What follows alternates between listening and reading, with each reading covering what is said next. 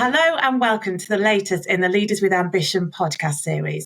Today, I'm absolutely delighted to welcome my guest, Mike Beswick. Mike is Business Development, Marketing and Communications Director at Taylor Wessing, and it's going to be a fascinating story to tell today. We'll see Mike's career and some of the moves that he's made and the reasons why he's made those moves. And also, what we're really going to see is this amazing story about a person whose glass isn't half full, it is overflowing. And I think everyone that has worked with Mike over the years will definitely say that there's this real strength of positivity, this real belief in wanting to make sure that he pays it forward. So everything that he's learnt in his career, he wants to help and support other people.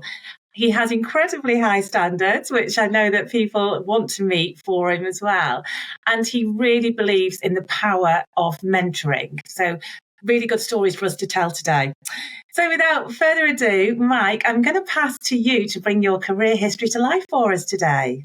Brilliant. Well, thanks, Nikki, and thanks for inviting me to do this. I know it's taken many months to get in the diary, largely because I've been hoping that my hair would grow back and I'd lose weight in time for the podcast. But having failed on both fronts, it's good to be chatting to. Yeah, exactly. Yeah. See what you can do. So hair and makeup, please. But no, thanks very much for inviting me to participate today. So yeah, my career journey, in a nutshell, I guess. Well, I grew up in Bury in North Manchester and moved to London in '97, having left university the year before. I guess first year post-university, spent my time jobbing around, didn't know what to do, didn't have a plan. Things didn't fall into my lap. So, did what I could to get kind of CV work on, build my CV to get jobs, to pay for beer money, basically, because I was still living at home, but also to kind of just get that first rung on the ladder. But didn't you have, when you were younger, you had one of probably the best jobs of your life when you were around the age of 17 and you were driving brand new cars everywhere? Yeah, that's right. So having passed my test in May, whatever it was, 91, 92 it must have been. I went around the local garages in Bury looking for a summer job, and I ended up getting a job driving cars around from Ford dealership to Ford dealership. Because back in the day, August the 1st was a big date for new registration. So I was a 17-year-old driving cars around, which was great fun, much better than working in a cafe or on a building site like many of my friends did. But so my first job was as a driver for Ford. But my first kind of post-university job, I guess, career job was in London in August '97 when I joined Royal Mail as a project manager based on Old Street, and worked there for 4 years. Great experience, great training. First rung on the ladder. Working to kind of get experience really. Worked on some great projects, and the post office or Royal Mail, as the part I was working in, were great at investing in people, great at giving training. So that's when I got my marketing qualifications, but also learning on the job. It was really important. But what was it, Mike, that made you go into marketing? Because I know that when you were at university, you did, it was history, wasn't it? Yeah, that's right. Yeah. I applied for everything. I applied for investment banking. I applied for insurance roles. I applied for accounting roles. I went into the careers library and I picked up every brochure, every application form, because I just said I did history. So permission to do everything and the skills to do nothing in the sense, but obviously with history, there's the analytical aspect, there's, being able to write, to synthesize, to present an argument, but it doesn't push you down a particular path. So I could do anything but nothing. So the Royal Mail application form for their program was the one that landed, right? So there I was on Old Street working with Royal Mail on various projects. At the time, the post office was looking to expand overseas. So I worked on pitches or tenders for the post office to take over the post office in Argentina or in South Africa. So there was a pitching aspect to it, to which a number of years later became relevant. But there was a specific project that I got involved in, which is reviewing the various business services within the post office. And I got exposed to a project looking at post office legal services and whether they should keep that project, that team in-house or outsource it, or how they should, tackle their legal services. So I worked on that project alongside a team from PwC, and that was a great project that gave me an insight into law, very small insight, but nevertheless an insight. But also working alongside the PwC consultants, I was just super impressed by their ability to present data, analyze data, how they work, their professionalism, their work ethic, they're just kind of the quality of that team, which made me ambitious to move outside of the public sector and to move into professional services. And in February time, 2001, I was flicking through the appointments section of the Sunday Times on a weekend, and I saw an advert, half-page advert for Clifford Chance, and they were looking for people to join their BD team. And I'd got a small amount of legal experience, having done this project reviewing post office legal services. I had marketing qualifications because the post office had invested in me to do, the diploma in marketing, and I applied. And a CV and 2 interviews later, and I joined Clifford Chance in April 2001. I think at that time they were probably one of the biggest law firms in the world, and so I joined as a BDM in 2001, and that was the start of working in the legal sector, where I've worked for the last 20 years. And I love that it was in print media that you saw the advert as well. Exactly. I don't know what that is anymore. I think if you ask me, I could probably find the advert somewhere. I think I've kept it somewhere, but it should be fair. It was a big brain. It was in black and white, obviously. It was in print, and I think it was a big brain. And it was the time Clifford Chance had just merged with Roger & Wells and Punda, and Laurie Robertson, who hired me, had just joined from an ad agency, and they were looking for people from outside of the sector to bring fresh ideas to Clifford Chance as they were kind of looking to kick on. And so I joined the corporate BD team in London as a pitch manager, BD manager, focused on pitches. Love that. Yeah. And as you say, you as part of your position at the post office, you were working with these amazing people, and you wanted to go into law for that purpose. So you get into law, you get to Clifford Chance, which again is amazing by itself. Did you feel surrounded by quality, and did you feel like you found a place then, and this was going to be where you would end up for so long? Yeah. From the minute I walked into the office at Aldersgate Street, I was slightly in awe of the place. I'd gone 400 yards down the road from Old Street to Aldersgate Street, just round the corner, but they really were different worlds in terms of working in the public sector at the post office through to Clifford Chance. And I was just immediately impressed with the quality of the people at Clifford Chance, the lawyers, the partners, but particularly the BD team. I think that BD team at Clifford Chance was a fantastic place to be, a fantastic place to start. I worked there, for 3 years, and I probably did 5-7 years work. It was a phenomenal place. Laurie had joined the previous year, and he brought together some fabulous people, and we worked really hard. This was before BlackBerrys and iPhones, so you were working long hours. You were in the office because people would give you manuscript changes to pitches, and it's kind of it was long hours, but it was also a really social time as well in the team. So I think the team that worked together, built very strong relationships and really worked together. And if you look at the partners, I was working very closely with the private equity team at that time, and they were just super impressive, super commercial, really driven, but at the top of the game. And that was great. For me, starting my career in legal is a fantastic place to start. Such high standards, fabulous experience, and really working with the kind of the market's best team at the time. So great experience. I had huge imposter syndrome, which I guess we all have. And, so I'd gone in as a manager, and I didn't know the terminology. I'd done pitching. I'd worked, I'd got marketing experience, had exposure to many, many things, but I didn't know the world of law firms. And there was as a BDM, 26, as BDM, and imposter syndrome. And I just lent in, worked really hard, read everything, and lent on the people around me and said, if I didn't know the answer, I'd ask a question, and can you help? And it was great. And fabulous team, fabulous environment, great firm. Love that. Great place for you to start your career, as you say. Brilliant. Yeah, as I say, learnt more in those 3 or 4 years. 5, 6, 7 years of experience. I just soaked everything up that I possibly could. Yeah.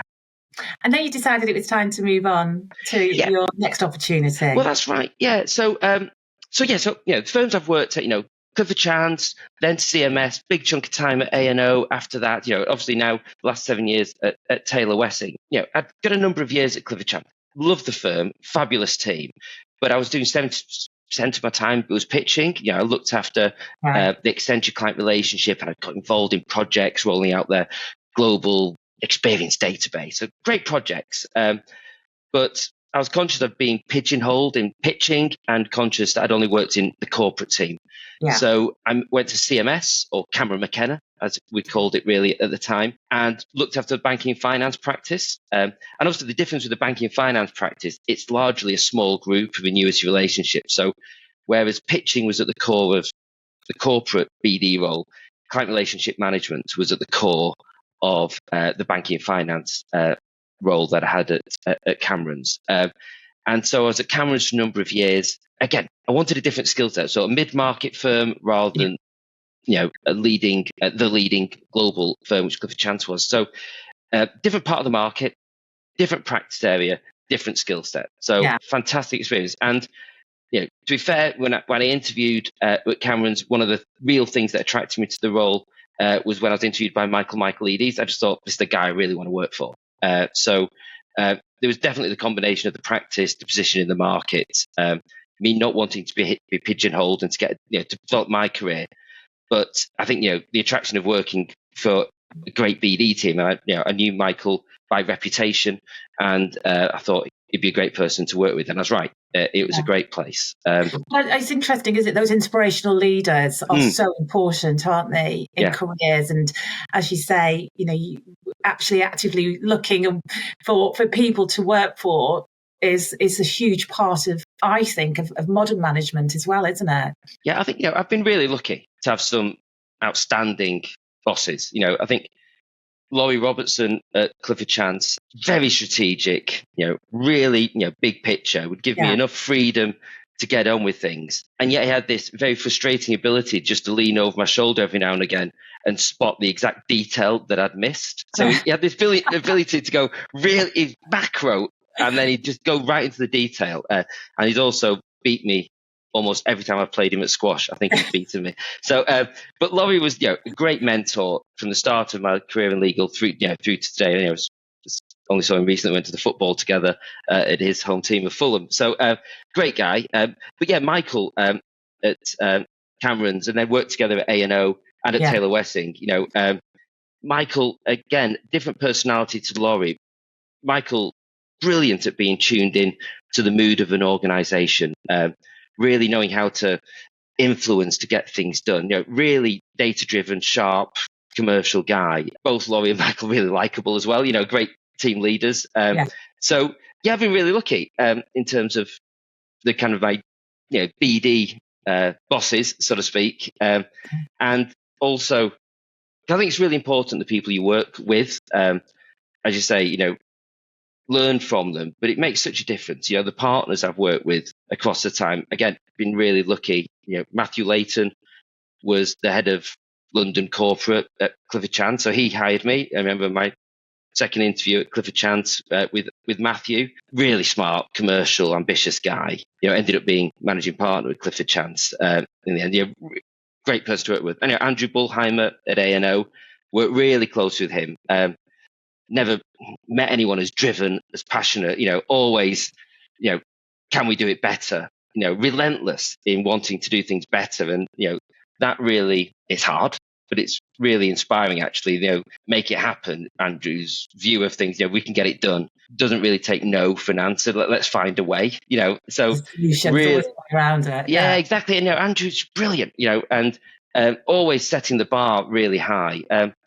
And then now, at TW, people like Shane Gleghorn, Mark Barron, Emma Danks, really entrepreneurial, really commercial, really ambitious. I think that's, the thing across, Andrew, Shane, Matthew Layton, Mark Byron, these great partners I've worked with, that kind of all smart, all really kind of clever people. Of course they are, but really ambitious, and I think that, that's what she's everybody, doesn't it? Yeah, and it really inspires me, that kind of ambition, and drive to be just better, right? And they care, and I love that. It's kind of, that's because we all kind of have good days and bad days, but that kind of ambition just to be the best you can be, just really, I find, personally, I find that really inspiring, and certainly not wanting to miss an opportunity, not wanting to let someone down, just and I think that's what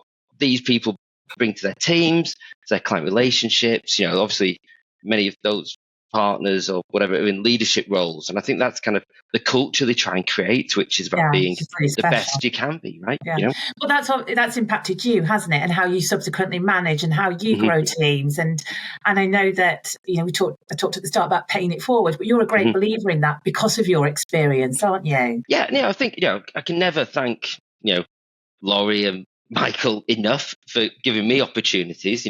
Laurie took a risk having a guy from the post office, It sounds like you are posting letters when you say that. I didn't. I don't think I ever went to a mail centre. To be fair, I never left Old Street. But hiving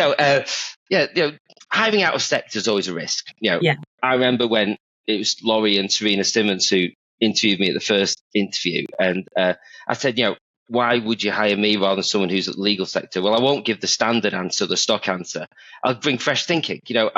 I'll think through the issue for the first time, and I'll give you what I think is the right answer. It might be wrong, but at least it'll be what I think is the right answer rather than just something I've done before. I won't just recycle what I've seen others do. So that fresh thinking, I think, was attractive to them, because I got the job, right? So, nevertheless, taking a risk. And, Michael, as I say, hired me at CMS, brought me in at A&O, and then, introduced me to TW.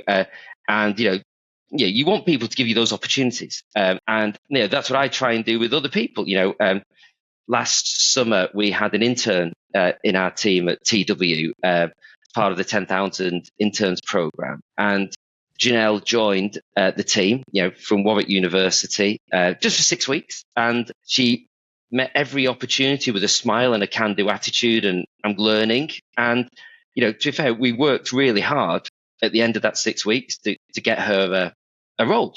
And because she just had that kind of, that DNA, that personality where you wanted to help her. And that was something I felt I could help influence to give her that first step on her career. The end of the 6 months, just last week, she left us and she's got a job at Osborne Clarke, and she's off. She's running, she's got her career. Amazing. And she brilliant. She grasped the opportunity. And, I just think that's really important. People giving me opportunities, if I can give other people opportunities, and then they repay you with not thanks, but, doing a great job. I've tried to repay the people I've worked for by doing a great job. And certainly Janelle's a great example of someone who grasped that opportunity. But I think, it's very much, I think you and I have talked about is, you mentioned leaning in there, but it's bringing your best self to work every single day, isn't it? And as you mentioned, you're not always going to have great days. We are human beings at the end of the day. Sometimes it's good, sometimes it's bad, sometimes it's a bit indifferent. But it's about how you're going to really focus your mindset when you walk into that office every day, isn't it? And talking yourself into the positive mindset. Yeah, I think, just having a sip of coffee there. I think coffee helps, as does Barocca. I am a fully signed up member of the Barocca Club. But I do think, we're surrounded by smart people. The legal sector, professional services, attracts smart people. But I think, if you want to be successful, I think it's the culture piece that really makes a difference. Because everyone's smart, but you've got to be able to deliver results. So I think for me, everyone's got their own approach, their own journey, their own career adventure, whatever you call it. But I think for me, I've always been impressed by people who are driven, who are ambitious. I think people who care, people, and that's what I love about the current team. We've got a team of people who really care, who want to make a difference. I'm a big believer in work ethic. My favourite footballer would be Roy Keane. Do you know what I mean? It's kind of, really put in a shift. But it's kind of that combination of personality, work ethic, drive, being clever. I love people who challenge each other. Actually, the best ideas come from collaboration, not just sitting in isolation. So really challenging each other, being bringing your best self, and that's, and your best self will be different on different days, and you've got to be a chameleon. I think in many of our roles to play to different situations, to work well as a team, to work well with different people in different ways. But I think work hard, be likable, be respected, be passionate, care about what you do, just care. That's a big difference. And you mentioned there about the importance of collaboration, and I know that you and I have talked before about the fact that the face-to-face meetings or relationship development is so important, and that's really how you can build trust and really drive forward. How have you found, or how challenging have you found it over the last few years when there has been more hybrid working, or when the period of time where we were all working from home? Did that impact at all? Did you see an impact or a change? There's definitely been an impact and a change, because offices are an easy place to collaborate. Because you just bump into people through serendipity. You don't, and I think in a hybrid world. Certainly in a pandemic home working world, if you're out of sight, you really are genuinely out of mind. People stay in their swim lanes, and offices are great for those serendipitous chance meetings where you'll just have a conversation that will lead to something else. And you've got to work harder to create serendipity in a fully remote environment. But when everyone was fully remote, I thought it was easier, because actually everyone's on the same playing field. It is more challenging when it is a hybrid. And I think, but it's interesting because, from 2001, I've always worked at global law firms. So whether it's been on spider phones in the day, or, flipping to kind of Skype and then to Teams and Zoom or whatever, I think the platforms have changed. But, I don't think ever in my career, even when I was at the post office, we were expanding overseas, I've never worked in a domestic environment. So the concept of needing to be present in an office and having face-to-face time in a physical sense has never been the only approach. I've always worked, in a kind of a multi-channel way. Yeah. But I do think, certainly in our roles, it's absolutely critical to have great relationships, to really know the business, to be able to pick up the phone to people, or to leverage a relationship to help get things done, to understand your clients, your colleagues, your team, to learn by osmosis. And I think the office makes those things easy, but it's not the only way. And I think the challenge for us going forward is how we get the best of office time, and how we get the best of private time, home time, and how we ensure that people are learning from each other. And if you're not going to learn by sitting next to someone, how do we ensure that we all kind of get the best of each other and learn from each other? So I think the organisations I've worked at have never been about presenteeism. Certainly not in the last 15 or so years. But it's about giving people, be in the right place to do the right job, with surrounding yourself with the right people. So I think we've just got to find ways to ensure that we kind of holding on to the best of our culture, but giving people the best environment to work in.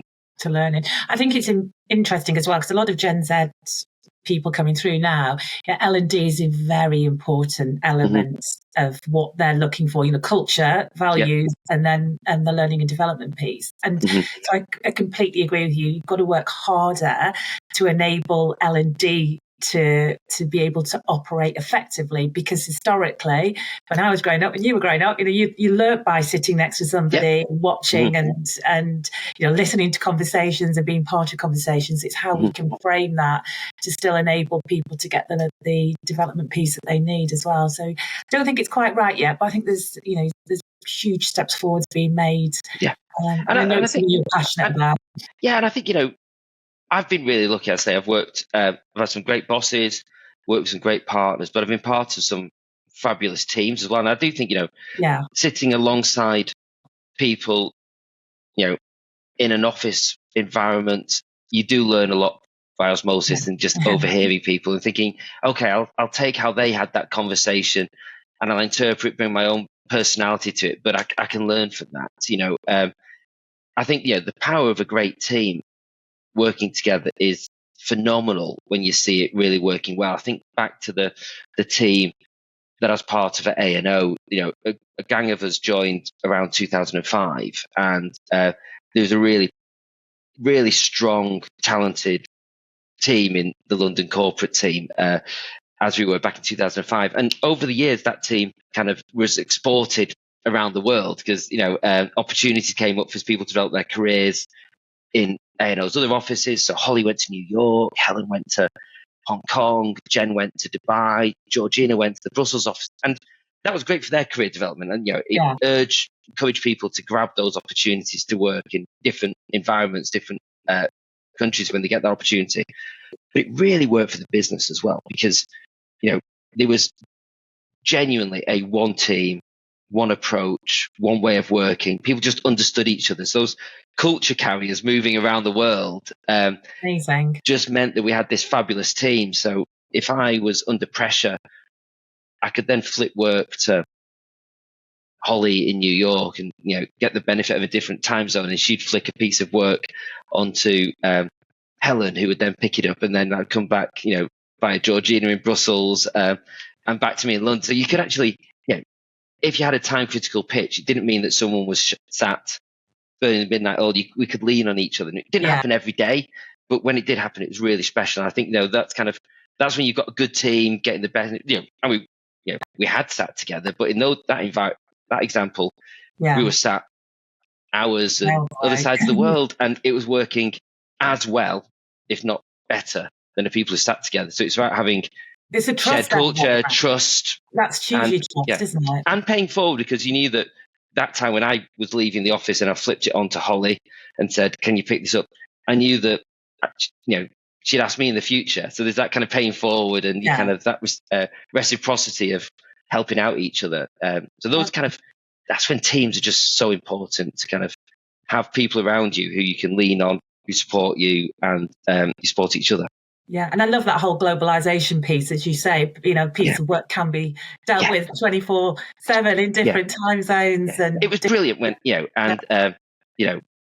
that's what everyone expects these days. But I think at that time it was we really felt it was something special, and A&O was going through a period of transformation, that 2005 and onwards period.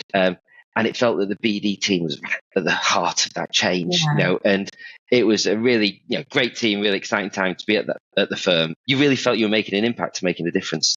I love that. Yeah. And was that the sort of time that you started your family as well? Because I know that you obviously have had a family during your career, and I think you've mentioned to me in the past it's thanks to a lot of your personal network and your family that's able to, again, support when you've had to put a bit more extra time in at work, and how that's worked for you. Is that? Yeah, that's right. So, we had Mia when I was at CMS, Cameron's 2004, and then Oscar was born in 2007. And, I think it's really hard balancing being a great parent and a great colleague and a great partner. It's kind of, it's really hard, and, when you're interrupted for night feeds and you're tired and you feel guilty leaving the office when your colleagues are still there, and you feel guilty when you get home because your other half is kind of been doing that crazy hour or two before the kids go to bed. You're missing bath time, so you feel guilty,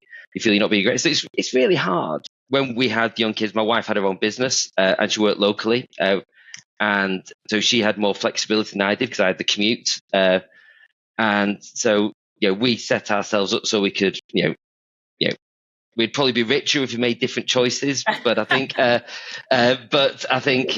we. You would be happier, Mike. Maybe. Yeah, exactly. We'd be happier. But we worked out what would work for us as a team, a family team, if that sense, and so getting the best of, being, getting balance, because, it's one pot at the end of the day in terms of the income. So it's kind of, as long as we set ourselves up so we could hopefully be great parents, hopefully do our best at least, and also working the career. So I'd get up at the crack of dawn. I was on the 5:13 train from Beckenham to Blackfriars for many years, which was getting up before the kids woke up, because that's hard work as well.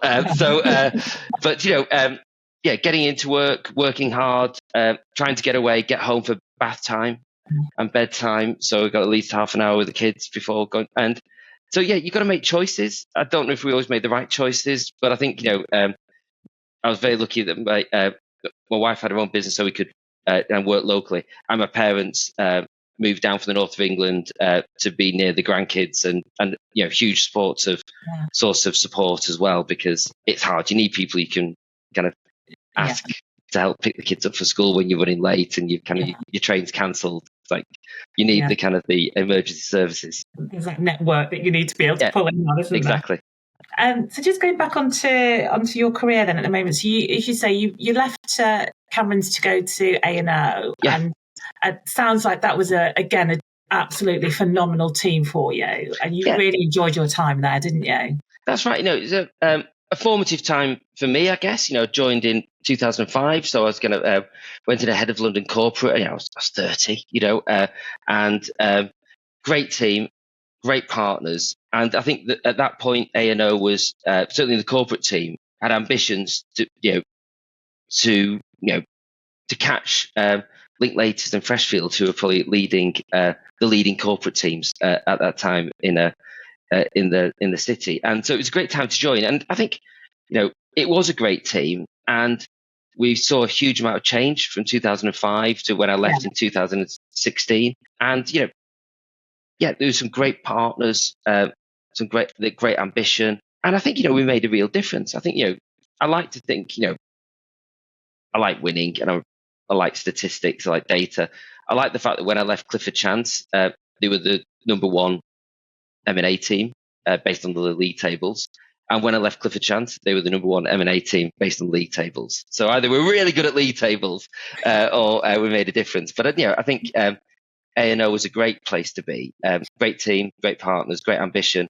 And I think we made a difference as a team. I really do. I think we moved, the BD team was a core part and success of the firm really moving forward. And I know that's important to you, because one of the things that you and I have talked about in the past is that constantly being able to add value. In your roles, that's what you have to do, isn't it? Add value all the time, and you're there to help make it easier for the partners to do their job. Yeah, I think it is all about impact. And I think, being able to, working with the business to make a difference, and that's, in terms of when I look back or I think about highlights, I love winning. I think one of the first things that I had the opportunity to be involved in when I joined A&O was I got involved in a pitch opportunity. And we thought we were probably a stalking horse, but it was a great opportunity. I'd just joined, and we really followed best practice in terms of, making sure we did the scoping in the right way, really thought hard about team, really thought hard about messaging, really thought hard about the pricing proposition, engaged with the client throughout the whole process. And we won this pitch, and it ended up being the largest ever corporate transaction that A&O got involved in, which was great. The numbers stacked up. But what was really good as a calling card for me is that I'd worked on that opportunity, and that I became, in my mind at least, known for helping win that piece of work. So for the years that followed, and people were working really hard on delivering that transaction that I'd been involved in getting across the line, I was always associated with that success. But it was associated with that success because we applied the best practice, because we did the right things. So that was really good, finding your stories that you can tell, making sure you made an impact, I think is really important, So, definitely a career highlight, which I do tell that story quite a lot because, I'm proud of it. But I think, making an impact, right? And I think, in terms of client teams, so TW, really client-centric firm. But, I've launched or introduced, what we call our client investment program. And, at its core, it's a growth program, but it's also a culture change program. We've put this client program right at the heart of the business, and we're really seeing great results. It's brilliant when you're part of a relationship team, when you take a greenfield opportunity and over time you kind of expand it into new markets, into new practice areas. And when these greenfield opportunities become multi-practice, multi-jurisdictional, multi-million pound relationships, that's where people in our roles, in BD, can really make a difference. Bringing kind of client teams together and helping grow those relationships. It's a great privilege, a great opportunity to be involved in those things. So whether it's winning work or winning relationships or building reputation, we really make an impact. Yeah. And I say for the team, they want to be able to say, I'm part of this. Yeah. This is, wow, this is, something that I've had, whether it's a small or a large part in. And that also drives that team dynamic. And as you say, you want to be the best. You want to be best in practice for everything you do. Yeah. And that's the standard that you're then setting. And that's what you're known for, which is it's phenomenal. And, it's not always obvious where those opportunities will be. And that's why I think I've always tried to swim out of my lane when those opportunities arise, because it could fall into your core role and core part of your role. And, we've all got to do a good job on kind of what we're hired to do. But I think leaning in, serendipity I talked about, getting the opportunity to, can you just join this meeting? Can you help? I'm under the cosh at the moment. Can you just give me a hand? Those kind of moments where you step out of your lane and do something to help someone else or just get a new experience. It's amazing how often those kind of unintended opportunities become something quite meaningful. And so I think leaning in, grasping those opportunities when they come. And when you get those opportunities, make an impact, Throw yourself into it. Yeah. And that's because people remember you as the person who kind of, whatever the idea, whatever the opportunity was, you really lent in. You did a good job. You were bright. You were good to work with. But you got involved. You made a difference. Made an impact. Yeah, I love that. And so, as you decided that you were going to move on from A&O, you did a short stint at KWM, and then went to Taylor Wessing, as you say, and you started there on a fixed term contract, which I found absolutely fascinating. That's right. Yeah. So I was. Having been at A&O for over 10 years, I was looking for the next opportunity. I wanted to have a broader role. At A&O, I was responsible for the global corporate practice. So I was looking for a broader role across BD, marketing and communications. Opportunity came up at KWM. It didn't play out as I hoped it would be. Months after joining, the firm kind of fell apart. As kind of those people at the we remember at the time, it was all over the legal press. I think it was quite a challenging place to be, having been at such a phenomenal firm as A&O, and that that was hard, right? And again, at Christmas 2016, I was looking for a new role because the firm had closed in Europe because of a range of reasons which we don't need to go into, but yeah, and that's when I was looking for an opportunity, and that's when Michael Eadie gave me the opportunity to join Taylor Wessing, and I'll be forever grateful to Michael for being there when I needed a role, and again, joined on a 6-month contract, and there 7.5 years later, and again, Are you still on a contract? I've still got a contract, so that's good. Change roles. Yeah, so joined as head of clients, and to implement this client investment program with a 6-month opportunity. And, from the minute I joined, loved the culture, loved the ambition, really entrepreneurial, really sector driven. Immediately felt this is somewhere where I can really make an impact and make a difference. But it's also balancing, high performance with being very human, if that makes sense. Because, Clifford Chance, A&O, really high performing firms, but at the top of the global marketplace, TW's got a very sector driven strategy. We want to be a global leader in tech, life sciences, private wealth, real estate. And so it's very focused operating in the kind of the upper mid market. Got a strategy where we look at, clients across the entire life cycle from, those startups, those hyper growth businesses through to the multinationals. So a different business model to an A&O, which was really exciting, really a great opportunity for someone, a BD marketing professional. It's all about the clients.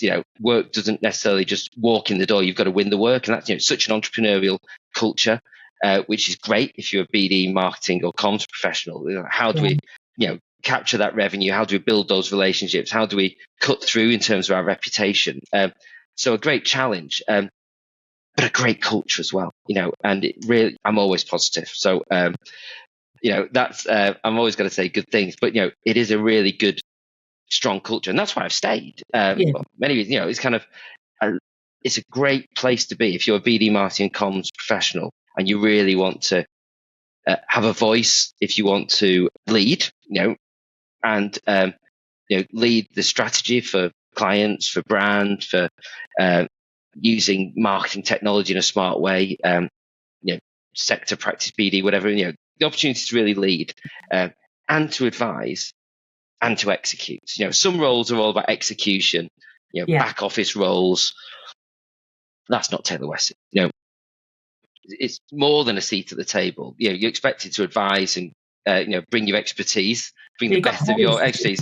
But it's kind of leading that charge. It's kind of, and that's why I think it's from joining in January 2017 on a 6-month contract. I hope to think I've made an impact and made a difference. But it's the combination of the sectors, the clients, the culture, and the opportunity to make an impact. Love that. And as you say, culture is so important, isn't it? That's the way. And it's interesting. You said at the start of that ever grateful to Michael for giving you that opportunity. But if you hadn't worked so hard over the years and done such a great job when you work for Michael in different places, I'm not sure he'd be as open to bring you on board. So it shows if you leaned in, you do everything possible, and it does actually come out the other end, doesn't it? Yeah, hope so. I hope that paid forward, but certainly, I'll never be able to pay him back enough. When I needed someone to give me a hand, he was there. So never be able to thank him enough for that. I love that. So we've talked a lot about how you feel about leaning in. We've talked about the mentoring piece and how important that is as well. What about networking? Because if you look at your career, the networking piece has stayed very strong with you, hasn't it? And it's something that I know that you do give a lot of time and energy to. How important is it for people coming into the industry now to start earlier on in their careers? Is it essential that, or is it something that they can pick up as they go along? Yeah, I think it's hugely important because you learn something from every conversation. So I think, I do think network's important. Maybe I shouldn't be saying this to someone in the recruitment business, but many of the roles I've got are through personal connections rather than advertised roles. And so I do think your network's really important. We all know that a recommendation is more powerful than anything else. Right. So even if you're looking through formally advertised roles, people say to each other, do you know anyone who's good in the market? Or I'm talking to this candidate, have you an experience of them? So I think your reputation is really important. So I do think, networking to build those connections, to get the referrals, to get played into opportunities is really important. To build your own brand is really important for networking, but also, going to events, to seminars, to conferences, to opportunities just to talk to each other and learn, how other people have navigated their career or how they're grappling with the same issues. It's those sliding door moments that happen, and that, the chemistry that's created over a cup of coffee, a glass of wine, or a beer, it's kind of these connections. And if you take one good thing away from each of these opportunities, collect ideas, collect people, collect, I think, those opportunities that happen just by bumping into someone, being, out on the street at an event, yesterday lunchtime, I nipped out to go to grab a sandwich, and I bumped into James Alexander, a guy I used to work with at A&O. He's now based up in Liverpool, but happened to be in London for the day. We've been trying for months to get some time in the diary. And I bumped into him on the street corner, and we had a chat for 10 or 15 minutes. And I said to him, there's someone you must meet, Lee Curtis at Linar Consulting had run a session for us at our team away day last Friday. I said, you must meet Lee. You'll like each other, but definitely worth working together. So kind of walking along the street, pinged an email to Lee and James, connecting them, and said, worth you guys having a cup of coffee. And so chance meeting with James on the street, but have a conversation, connect your network, hopefully James and Lee will find some opportunity to work together, and then they'll think of me when there's an opportunity in the future. But I think connecting people who are relevant to each other, but using that network, I do think is really important. I like that connecting piece. I think that's really important as well. And just thinking, gosh, you two, as you say, need to meet, or how can you keep thinking about adding value to your network as well. Yeah, exactly. And this is really powerful in our world. But if you're for the people we work with, the associates, the lawyers as well, if they can be part of their ecosystem, and connecting investors with industry players, with innovators, that's really powerful for your clients as well. If you've been part of that, part of the flow, and bringing people together, and that's incredibly useful. People sharing ideas, sharing connections, be part of that. Part of that ecosystem. Yeah, I agree. I think that's a really good point. And what would you, looking at, there's so many challenges happening in the world at the moment, as we know, and in business at the moment, but what would you say are the biggest challenges facing business development, marketing and comms directors in law firms at the moment? Things I think about, market share. I think it's, fighting for market share. I think there's not enough work for all firms to be profitable. So actually, are we kind of winning our share? Are we taking market share? I think that's something that people in our role should be thinking about, and my role should be thinking about. Are we winning work? That's ultimately, why do we exist? Business development, is winning work. So that fight for market share. I think, client loyalty. How do you win client loyalty? It's about client experiences. I think in professional services, in legal services, people expect and should expect great client service. And if we're not providing it, then someone else will. So I think that's something that we need to be thinking about from the end-to-end client experience. I think, in winning work, there's a new buying criteria. Sustainability credentials have never been more important. Actually, to get consideration, you need to be not just great lawyers, finding great services, great client experience, but I think the sustainability agenda is really influencing choices, and people in BD, marketing, comms teams need to be really alive to that theme. Other things, I guess, two other things to mention. It sounds like there's a lot of things that I'm worrying about, but I think, fight for market share, the client experience, I think sustainability, exactly, do a sleep. But I think from a marketing, a brand, a content perspective, there are so many things that firms could be talking about. I think you've got to be really thoughtful about what are the topics you want to be famous for, and you want to, where you want to contribute to the debate. And I think you've got to be great, or you actually may as well just be quiet. Right. Because it's, there's so much noise. I think you've got to be really focused around what are the topics that matter to our clients, where we've got something relevant, interesting to say. And then when you say it, be bold, be opinionated, mean it. And so this be great or be quiet, I think, is from a content marketing perspective, that's really important. And then the final thing, which I talk about all the time, is data and data-driven decision making. I think if you're a technophobe, you will become extinct. I think we need to. Many of us have been very successful through making decisions based on energy, on anecdote, and I think now we need to be much more focused in making decisions based on analysis. And we've got what we have now these days. We have the data, through our systems, and we use that to really fine tune where we compete. So I think technology is a fabulous enabler to us in a way that it wasn't 20 years ago in 2001. It's got us started in the legal sector. So I think, market share, client experience, sustainability, really good content, and using data to drive decision making and measure, which is hard to measure return on investment, but using data to really focus where you compete. I think is the things I think about. Kind of, I guess, would be my top 5. Fabulous. And what about words of wisdom from you then, Mike? To Mike back when he was at school up north, play the trombone. Play the trombone. Yeah, exactly. Yeah, in the brass bands. I need to go back to Saddleworth for the Whit marches this year and see some brass bands. But so I guess words of wisdom. I was stealing, someone else's line.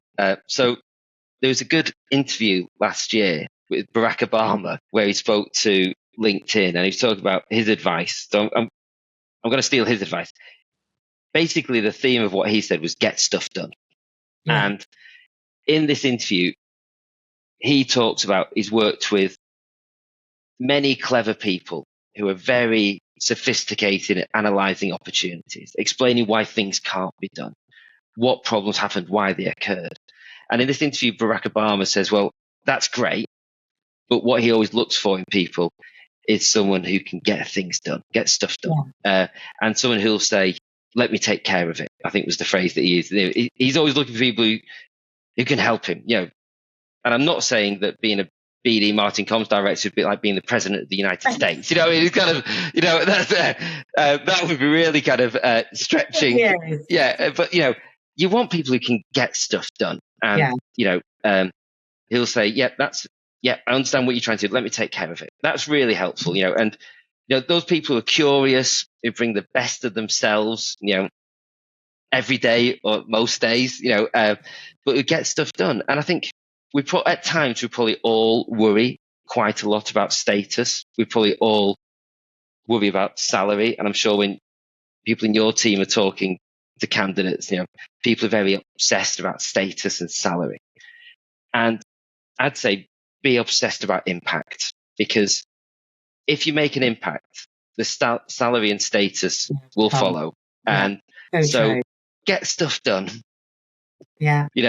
Make an impact, and the rest will follow. And I think, I think you just got to trust that will happen. And if you're in great firms, I've been really lucky. I've worked in great firms and I've had great managers and worked with great, invariably, if you focus on your impact, the salary and status, the rest will follow. Yeah. But I think that's what I'd say. You get stuff done and focus on impact. Good. Well, thank you so much for that. I have to say, I've really enjoyed talking to you today, Mike. It's always a pleasure, never a chore. So many takeaways from that, making an impact, really leaning in, bring your best self to work, get stuff done.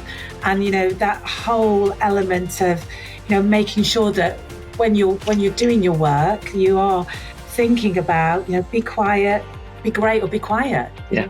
Do it. And enjoy it. It's fun, right? And if it's not fun, go and do something else. Yeah, you're in the wrong place. You're in the wrong place. Yeah. Fantastic. Well, thank you so much for your time today, Mike. I really appreciate it. Brilliant. Thanks, Nikki.